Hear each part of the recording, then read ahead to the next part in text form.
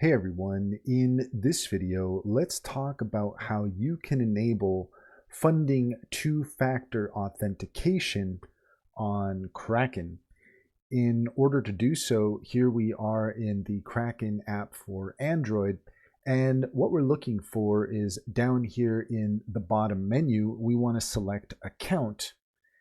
And then from here, what we're looking for is the security option. So starting from the top, you can find the security option towards the bottom.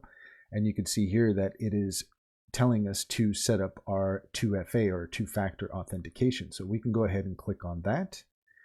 And then from here, you can see that we have two options. We can either set up two-factor authentication with passkeys, which is recommended, or we can use an authenticator app if that is what you wish to do.